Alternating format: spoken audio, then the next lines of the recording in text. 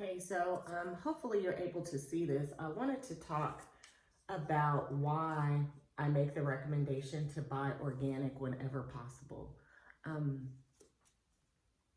Whenever you possibly can, I recommend that you buy organic produce as well as meats. So I wanted to go through the number one reason why. There are many reasons why you should buy organic, but the number one reason is if an item is organic, it is not allowed to contain GMOs. So this is really an explanation of GMOs and how they get into our food supply. So I know I cannot draw, but stay with me. So imagine that this is a corn crop. The green here is a corn crop, and these little black bugs that are on the corn crop have the capability of infesting the crop and making it grow either slower or actually killing the crop, okay?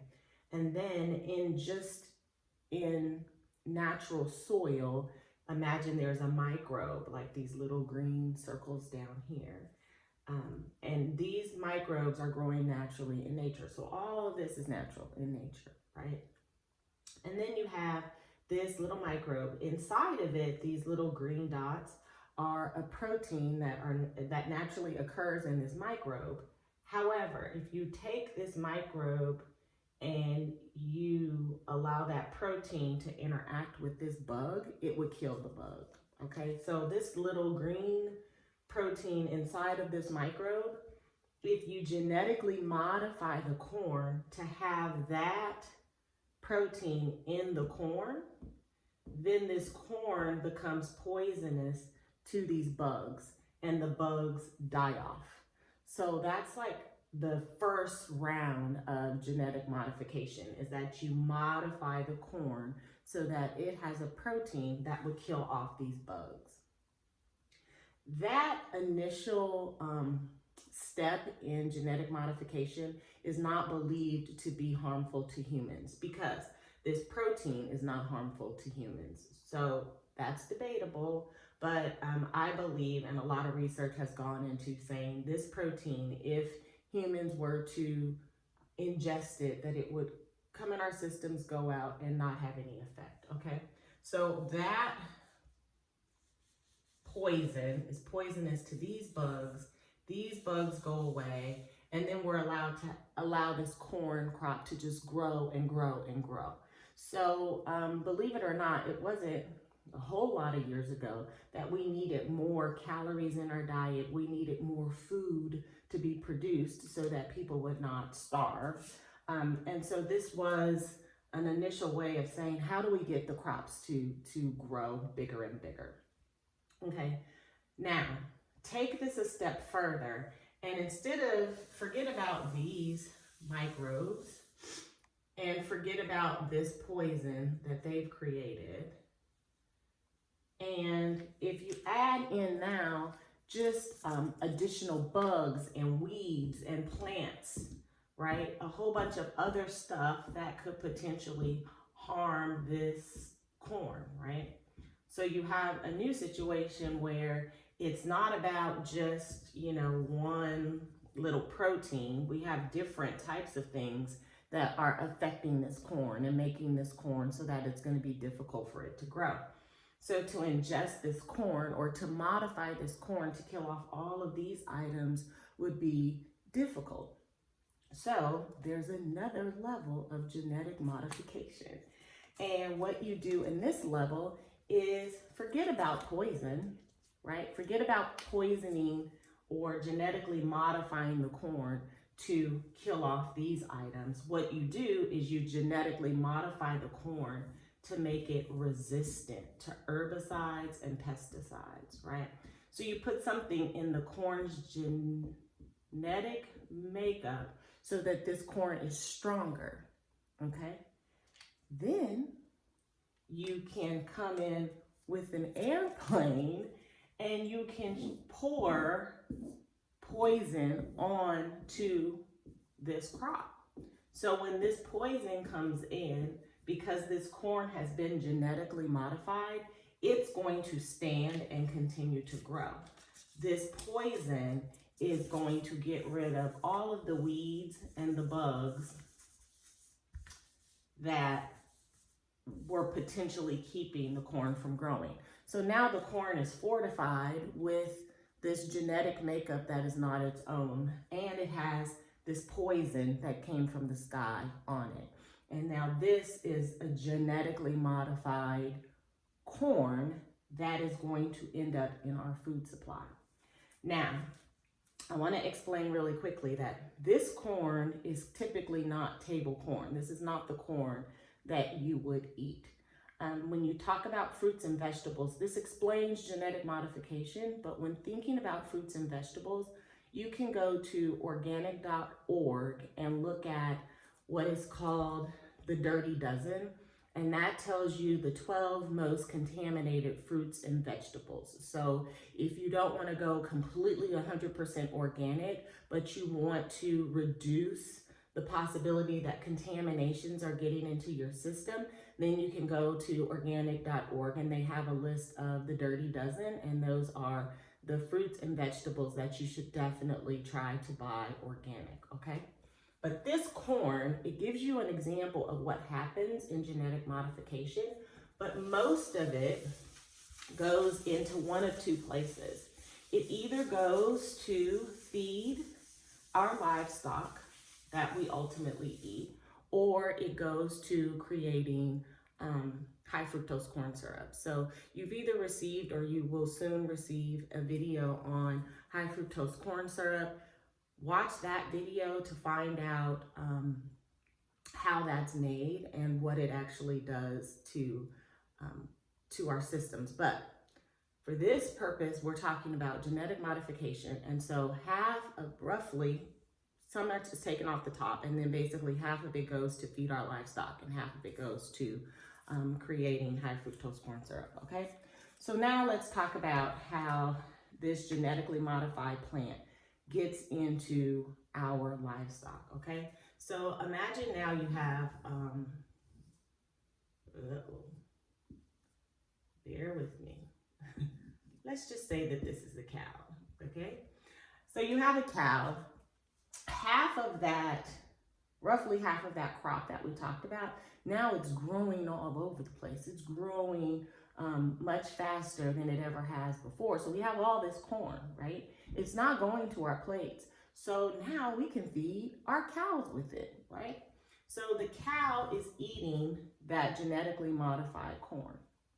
There are several things wrong with this. Number one, the cow is used to eating grass.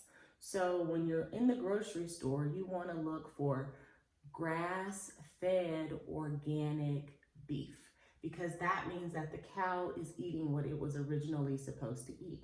When it doesn't eat grass and it eats corn, several things happen. Number one, the cow grows fatter than it normally would, much faster than it normally would. So by old farming standards, it would take 2 to 3 years for a cow to grow large enough to become meat that is then shipped to the grocery store. Using this genetically modified corn and putting the cow in a situation that is overcrowded and not allowing it to walk a pasture and to actually move around, it makes it grow fatter faster. So what used to take 2 to 3 years can now take as little as 6 months. So this cow has grown faster, and because that growth, a lot of it is fat, then the saturated fats that you are getting from this cow is higher than the saturated fats that you would have gotten years ago, or higher than the saturated fats that you will get from an organically grown, grass-fed cow. So that's the first issue, is that you're getting more saturated fats and your cow is growing fatter faster, okay? The second thing is that the cow's stomach is not made for corn. So because the cow's stomach is not made for corn, as it's eating this corn, what happens in the stomach is a process called acidosis. So if the cow were left alone and just eating this corn and not moving around, it would die probably within that 6 months before it even got to the store. So to eliminate that, this cow, because it was fed the genetically modified corn, now has to take antibiotics. So now you have antibiotics flowing around in the cow that you are going to normally eat. It has to have those antibiotics to keep it alive long enough to get it to the store.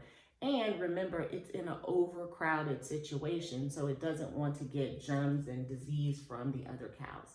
So it's a fat cow, and now it has antibiotics in it.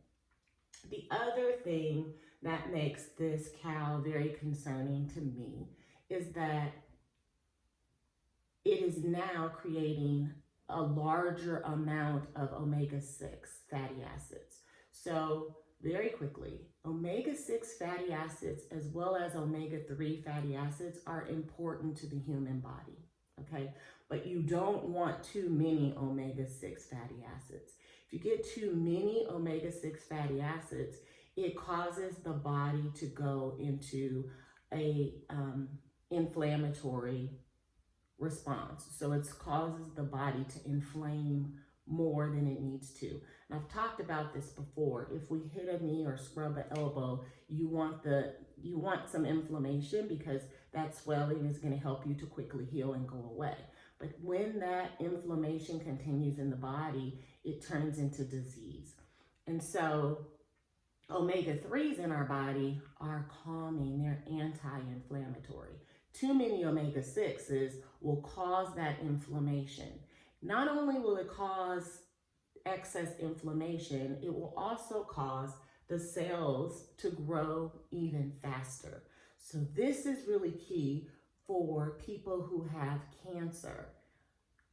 You do not want too many omega-6s in your body because that cancer is going to grow faster. So you want to minimize the omega-6. That's why for people who are dealing with cancer, my initial recommendation is to do away with all meats, period. But if you're not willing to do away with all meat, then at least eat organic because you do not want too many omega-6s in the body, okay? So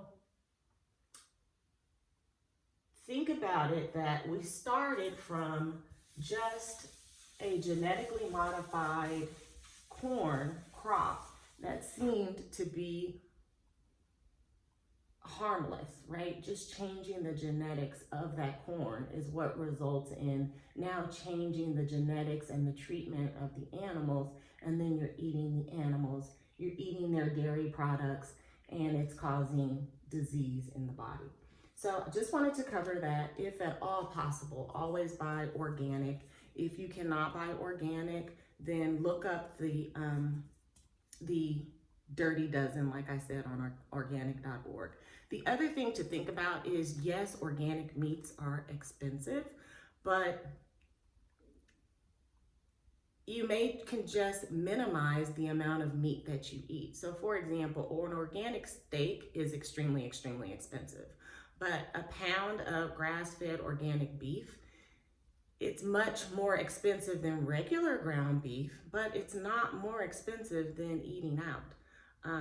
I went to try the Impossible Whopper just to see whether or not it was worth the harm reduction to recommend that people eat that. And to buy one burger was more expensive than to buy 1 pound of organic beef.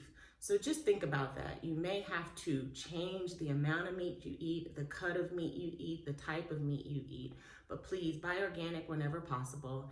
If you have questions, as always, let me know, and be well.